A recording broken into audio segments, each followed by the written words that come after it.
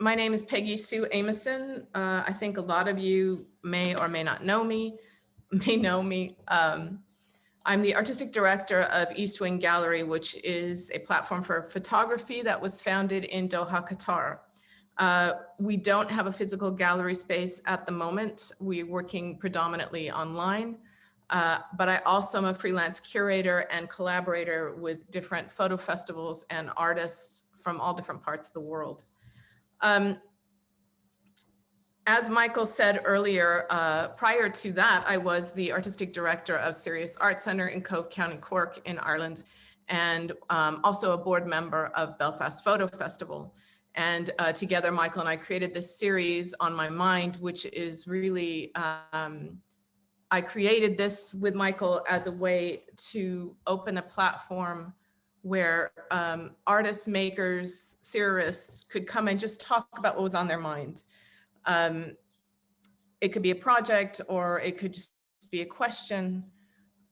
So this morning or this afternoon now, actually, for some of you, probably this evening, I am giving you a visual mixtape, which I have titled Still Life, because those are two words that I've heard quite a lot together in the past year and a half plus during this pandemic, because our lives have indeed been stilled by this situation.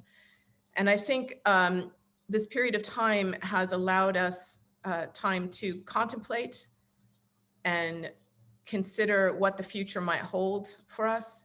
I think it's also been a time where we have experienced a great deal of fear and uncertainty, but also through that period of time, we've been able to rediscover ourselves as a positive aspect of this whole situation, which has been quite harrowing.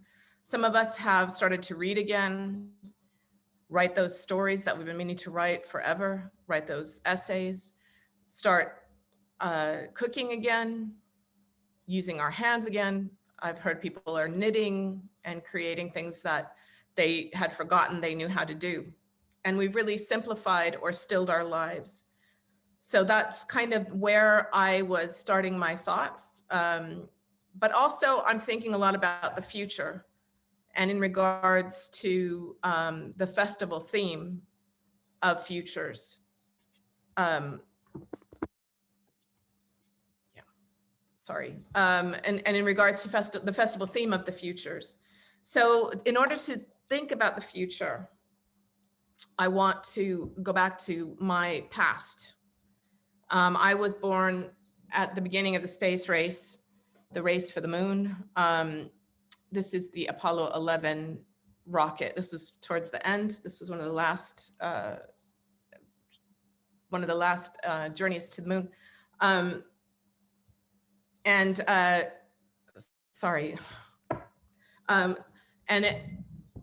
The idea of the future at that time was the exploration of space and considering different worlds and exploring different ideas.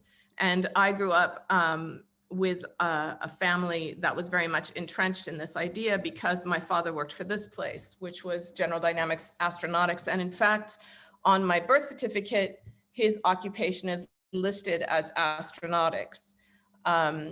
As a small child, I remember seeing this stairway. And if you think about the vantage point of a child looking at this marvelous creation of a stairway into thin air, it was pretty spectacular. The place that we went as a family was this place called Missile Park, which was right adjacent to where my father worked. It was a community park that was built by the employees of General Dynamics. This was post World War II, and it was a time of thinking about community and believing that corporations were there to support you and your family so you could have this nice middle-class life. But it was also the fact that this 80-foot Atlas rocket was at the entrance to this park. For me, that was a whole idea of the future. As you can see on the left-hand side of the screen, that is the actual place it was throughout my life. It's not a great image, but on the right-hand side later, it was moved to the Aerospace Museum Annex. So the park was open from 1961 till about 1995. It was an incredible place to go and have barbecues and all these things we think about of the early days of post-World War II, where families were coming together and trying to build community. Another really exciting part of the future when I was a child was Disneyland, where we went once a year. This is a picture of Tomorrowland from 1967. And as you can see, a big General Dynamics sign there. The idea of going to the moon was prevalent throughout. And the other thing that's very interesting to me now looking back was the prevalence of corporations. When I think about different rides at that time, I think about the corporations that sponsored them. So there was the Carousel of Progress, which was supported by General Electric, or America the Beautiful, which was a 360-degree show about how beautiful America was. It was a film program where you stood for like 45 minutes watching this film. And then of course there was the Monsanto House of the Future. And this house was in the park for approximately 10 years. This was supposed to be the future. It's a building made entirely of plastic. There's actually 14 different types of plastic in this building. Everything was made of plastic, the furniture, the plates, and this was a way for Monsanto to show the durability and the versatility of plastics.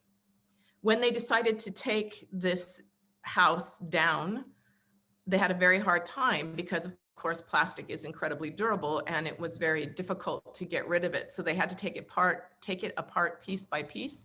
And in fact, the foundation still sits in the park hidden in a garden. After that, Monsanto sponsored Adventures Through Inner Space, which we actually used to refer to as the Monsanto Ride. Looking back at that as an adult now, it's pretty shocking that we didn't really think of it as a trip into inner space. We thought about it as the Monsanto Ride. In this ride, you would stand in line for a quite long period of time. You would get on these little cars and go into this microscope, which you see on the right, and you supposedly will be shrunken down to the size of an atom, and then you would travel through space. When I look back at these rides and this part of my mentality as a child, I start to think about how this really was the future in a lot of ways. Because if you look at the work of someone like Mandy Barker, you start to realize that plastic is everywhere in our environment. Mandy has an exhibition at Belfast Photo Festival right now, and she gave a talk last week. And one of the things that she said that really surprised me again, because we've talked about this before, is that every piece of plastic that has been produced is still in our environment. So the Monsanto house still exists in our world somewhere, broken down into smaller and smaller pieces. This is another image by Mandy, which is a response to 150 tons of pre-production plastic pellets, which are called nurdles, that spilt from a cargo container near Hong Kong during the Typhoon Vicente in 2012. And Mandy collected different bits of these plastic nurdles from 6 different beaches that were affected, they were the worst affected areas, and then repositioned them to reflect the night sky at the time of this spillage. This brings to mind for me the idea that when I was a child, I would look up at the sky and I would wish on stars. Nowadays, if I look up at the sky and nostalgically want to wish on a star, I'm actually not sure if I'm wishing on a star or if I'm wishing on a piece of space junk or a satellite. And that's how much our environment has changed in my lifetime. Most recently, Mandy was able to go on an expedition with a group of scientists to the Henderson Island, which is in the South Pacific. This is a completely uninhabited space, but it's one of the most polluted places in the world. The one thing that I really admire about Mandy is that she's taken this passion throughout her life for the environment, and she has traveled she's followed the road of it and has been able to connect with some incredible people who are working as scientists to discover, what do we do about this problem? This expedition was awarded a special award, which was also an award given to the Apollo 11 flight. It was an arduous journey. She had to sleep in a cave, abseil down a cliff face. Remember, no one lives on this island, and yet they were able to remove over 5 tons of plastic off when they left. They removed that. So this is kind of the world that we're living in.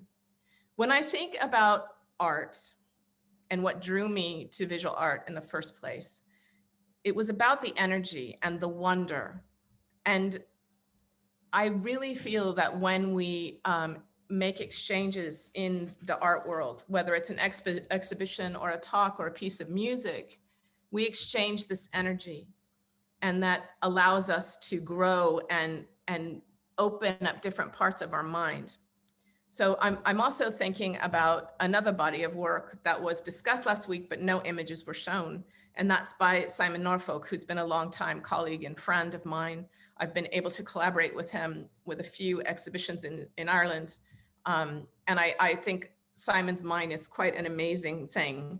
And to hear him talk about this body of work called Shroud, which also is presently on exhibition at Belfast Photo Festival, it was fascinating to hear him talk about what the ways that he approached documenting this project, that he was looking at early Dutch painting and a certain period of early Dutch painting where there were beached whales shown in the paintings, and how when he himself first put his hand on a glacier, it felt like a great dying beast. The fact that these glaciers are covered by shrouds as a way to try to save them, it's a very futile attempt. He saw this as if the glaciers were being wrapped for their own funeral in a shroud. He also talked about the lighting that he chose and how it reflected the idea of a operating theater. And it made me think about triage and how this is a very weak form of triage to try to save our environment. Is this our future? You know, so when you think about the future going from all the way to when I was a child and it felt like the universe was wide open, to now we're quite cautious and concerned about where we're going as a planet, as an environment. Another artist that I work with and I find incredibly interesting is Arko Dato, who's based in India. And this is a series of work that he's made called Shunya Rasha.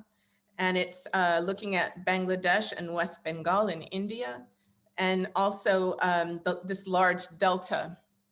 This is the response. What you're seeing is the reaction of the rising sea levels, and a number of the Sundarban Islands have actually submerged during this time. What I love about Arko's work is that with each project he chooses to work with, he has a different color palette. And in this body of work, I really feel that you can sense the storm coming. There's something about these muted tones, that gives you this feeling of an impending storm and fear, really, but also incredible beauty. This is a new body of work that Arko has just completed and has been partially funded by National Geographic, and it's called The Pandemic Puja Experience. This was made at the end of last year, the beginning of this year, and it documents how the prime Hindu religious festival season from September to January was affected because of COVID. The project, again, through the use of color, really shows you the sense of dystopia and this sort of otherness that we're feeling, this confusion, this almost science fiction sense of what it is that we've been going through over the past year and a half. Again, when I think about wonder and magic, an artist who comes to mind for me is Michael Owena. This is from his series Infinite Essence. And Michael is a Nigerian, Swedish American photographer, but he's also got a background in engineering. And using fluorescent paint and ultraviolet light, he's been able to transform the Black body into a cosmos and eternal. The images are like celestial beings. And it was made in response, he created this work in response to a barrage of violent, dehumanizing imagery, which we are all familiar with, of Black bodies in the street, violence being caused against Black bodies. The final provocation for him came in 2014 when he saw Michael Brown's body laying in the street for hours after he was killed by Darren Wilson, a white police officer in Ferguson, Missouri.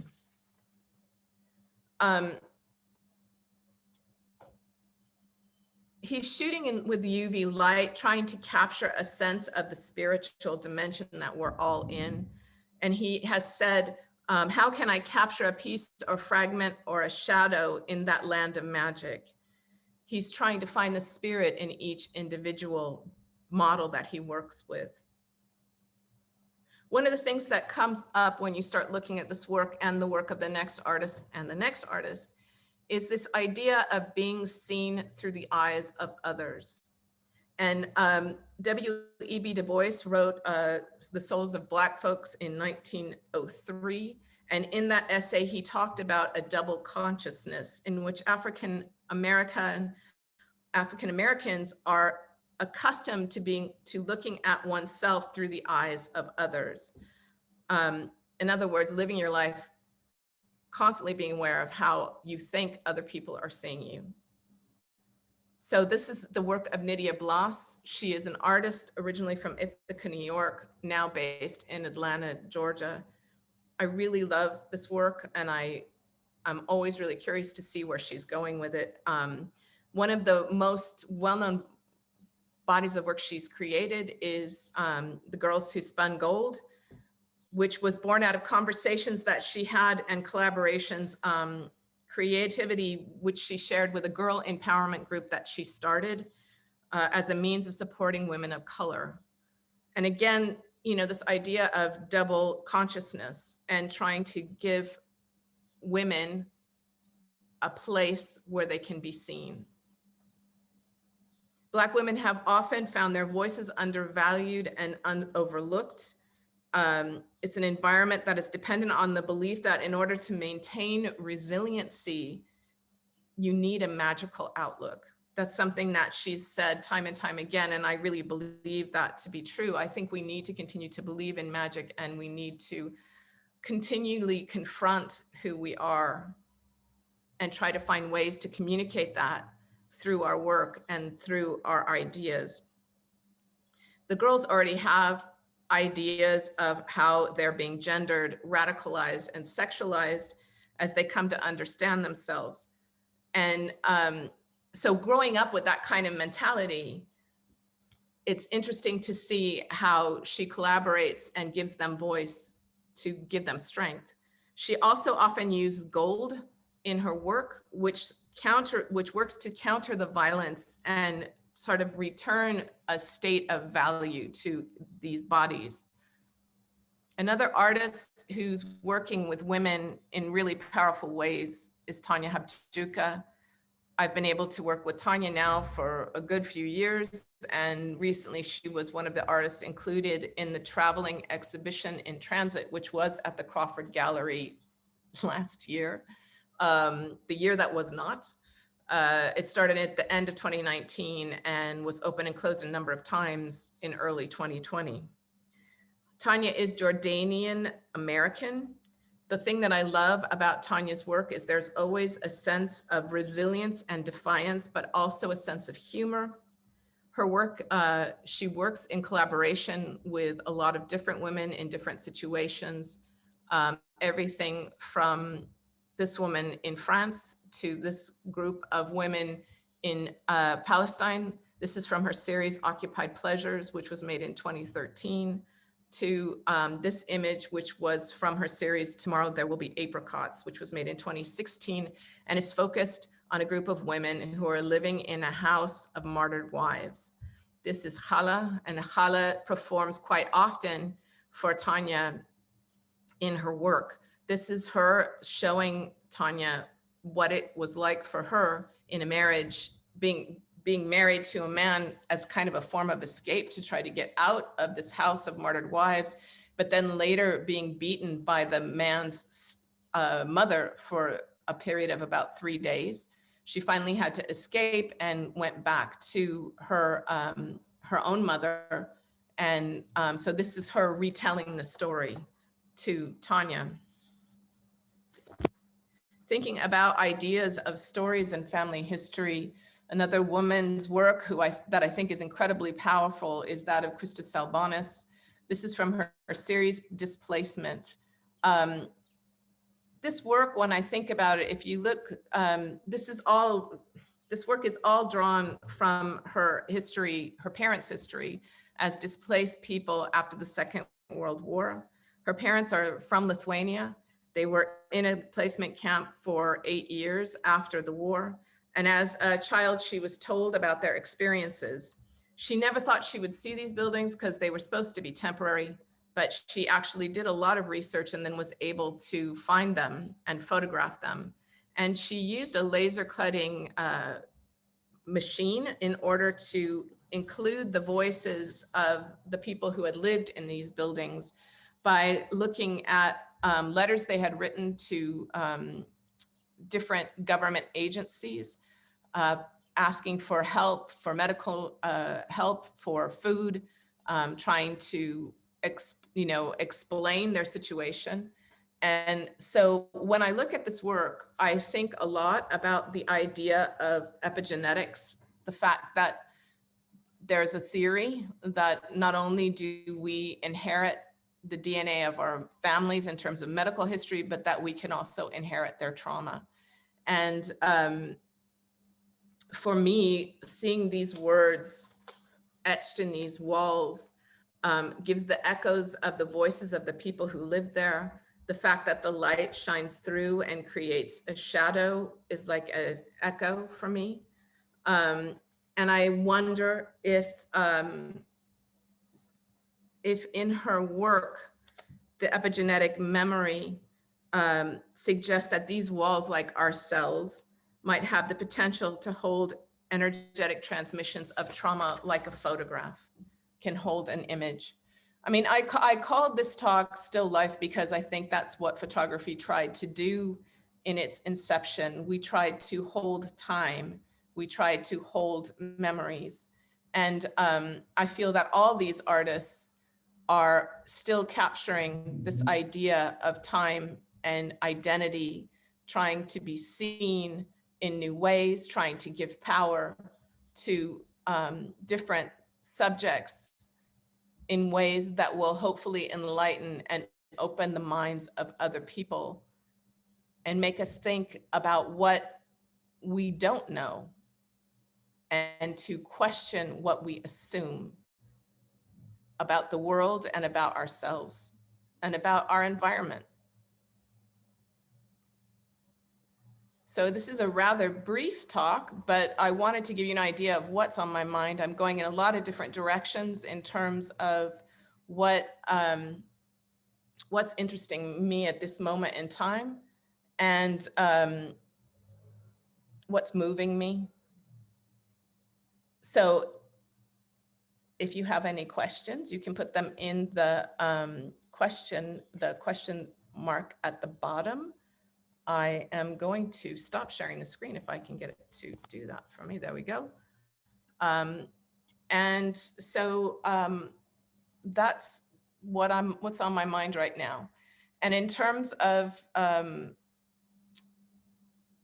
yeah, that's me right now. So if you have any questions, let me know. Otherwise, thank you so much for your time and your attention this afternoon.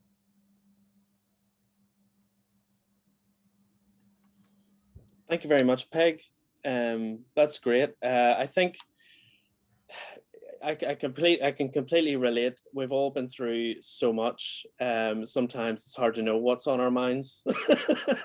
Yeah, well, you know. And honestly, when I started thinking about this talk, I felt a little pressure because of the connection that I have with Belfast. And then I started to go really far afield and then came back into the center again. And but it's this constant thinking about what I experienced as a young person, the idea of what I thought the future was going to be and where we are now after this year and a half of where are we actually and what's to come. And how, as artists, we can talk about that in a way that will open the minds of other people.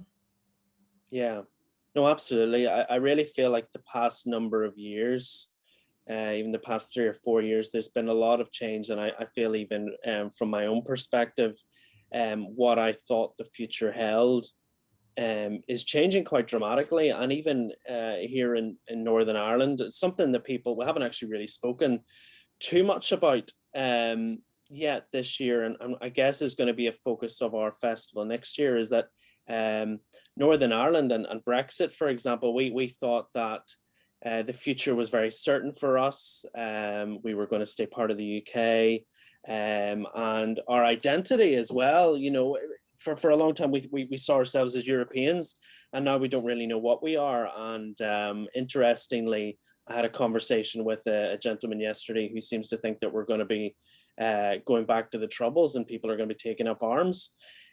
It's something, you know, that is not a future I envisaged for myself and for where I live, but it seems very possible that's what's going to happen. Yeah, I think that this has been a great opportunity to think about the future. It's great to hear that you've been thinking about it so much as well. I think we've all had so much time to sit and think about our own personal futures as well as the future of humanity. Well, I think too, like some of the language that we're hearing coming out of the United States, some of the racism that we're seeing as well is just, it's appalling and shocking. But I think we realize that it's never stopped. You know, we had this idea that we've moved on, but because now that there are mobile phones, we're seeing not only in the US, but in other parts of the world, we're seeing things that we somehow convinced ourselves were better, but we're still challenged by these ideas. And the need to open up our thinking is huge. I mean, one of the things that's been really interesting for me over the past 2 years is that I've also been in contact with some incarcerated people in the United States and talking to them about their life experience and hearing their potential and how they're in a place now where they're just waiting to come out again, to be able to be in the free world again. And an interesting aspect of that is that some of them have sent me family photographs of theirs and have asked me to photograph them and keep them safe for them and then send the photograph back to them. So they can have the object, but they also know that a part of their identity lives outside of the cell they're in. And that's been really, I would talk about opening up a whole nother part of my brain. That's been really, really fascinating. So yeah, I mean, I think so many of us, like this idea of looking at, you know, objects from the 60s and feeling like that was the future, this kind of white, these white buildings with these curved edges and these ideas of space travel and how we were all going to live in space with a lot of plastic. And now we're just living here with a lot of plastic. And the fact that we really need to wake up to those things. When I work with Mandy or I work with someone like Martin Romers who's looking at megacities, it really affects me for a very long, you know, going forward. Like every time I touch plastic, I'm very aware, and it's really disheartening sometimes because it just feels overwhelming. No, that's why I think it's a really important topic, and it's really hard for people to digest because at the same time you do what you can, but you feel powerless. But you know, I know it's a difficult subject to tackle, and it does feel overwhelming. But it's great that we're talking about it, you know. And I think so many of us are thinking about it, and hopefully that'll encourage some kind of change or shift. you know. I hope that coming out of this, we have begun to realize a sense of community again. You know, I talked about the park that the employees at General Dynamics built, and, you know, whatever about General Dynamics, but the thing that was meaningful to me as a child was that there was this community. And even when, you know, when I work with artists, I try to share the work that I see with other people, because we have to keep building our networks. I think it's so vital in terms of surviving, really. You know, but I've always felt that art is this exchange of energy. And something that I heard recently by on a podcast by Brene Brown was the difference between two kinds of power, the idea of power over versus power to. And the fact that, you know, if you have the kind of colonial mentality of having power over someone, that's a finite exchange of power, because it's not an exchange, it's a finite expression of power, because eventually that there's going to be a power grab and you're going to lose that power. Where if it's more power to, where you're sharing power, that gives power the chance to grow. And I think that's the same in the arts. I think if we share our ideas and share our energy, then we have a much better chance of growing our ideas and making really fantastic things. And I think you've done that quite a lot with the festival in terms of bringing the work outside to people so that we have access, so that young people will see work, and people who wouldn't normally experience art in a gallery, they're experiencing it in a new way. I know when I ran Sirius, that was a big part of what we did, was trying to get people to come into the gallery space, because they didn't think it was for them. They thought it was for other people from somewhere else, from another background, from another kind of education. So I think that's something I'd really hope we can take away from this time period, is this idea of collaboration and communication and community. Yeah, absolutely. Like even we met some kids on the street a few weeks ago that actually asked us, where do we go to see art? And that really shocked me. I was like, wow, you know, I guess their parents have never taken them to a gallery, to a museum, and they just don't know where to go. And that's kind of really reinforced our impetus and focus on bringing it more to the streets. And it's amazing. You see people engage with photography that had never really thought of going to a gallery to see it, for an experience, for enjoyment, for learning, for hearing new stories and understanding new stories. But I think bringing it into the public realm really helps to do that. Well, and I think the one thing that I meant to say too is that when the pandemic happened, I think the first thing people wanted was they wanted culture, and they wanted it for free. They wanted to see work, they wanted to hear people talk, they wanted to be able to watch films and see performances through their computer, because they couldn't leave their house. And the first thing we turn to in times of trouble is our culture, because that sustains us, it gives us power, it calms us down in a way. And one of the things that I saw that was always really meaningful to me when I was running an art center was when young people connected with a kind of creative outlet, they just became incredibly focused. And I know that we did stop motion animation workshops at Sirius at one point, and that was amazing to see the teachers come in and be absolutely shocked at how some of the students who were constantly having trouble were suddenly focused, and they took that power back with them to the classroom, because they suddenly knew where their voice was. They suddenly recognized who they could be. And I think that's when we need art, we want it to be there. But once things get back to normal, then we're like, oh, we don't need to fund that. That's just art. You know, that has no purpose. That's a flight of fancy. But when we don't have it, then we want it. And I think that after the Second World War, that was another thing that I heard, was that the first thing people wanted was culture. And they were going to operas and bombed out buildings because they just wanted to have that sense of camaraderie, that sense of exchange of energy that is part of what makes us human beings. Yeah, absolutely. And I hope that next year we're going to be able to bring people together physically for the festival. I'd said to you before that I think one of the most important things about festivals are bringing people together to share stories, to enjoy photography. That sense of community is something certainly that I've missed since lockdown, and it's going to be great to be able to. And I know that a lot of people are asking questions now where we're going to go. I see there is a question from Alexa asking, focusing on the artists who work from their biography and focusing on the future. Do you have any advice for young photographers who are struggling to find topics and themes to work on, and how they can tie their work to a larger discourse of photography? I mean, I think you have to follow, I always say you have to keep making your world bigger, and you have to keep looking at what's out there. I often compare working in the arts to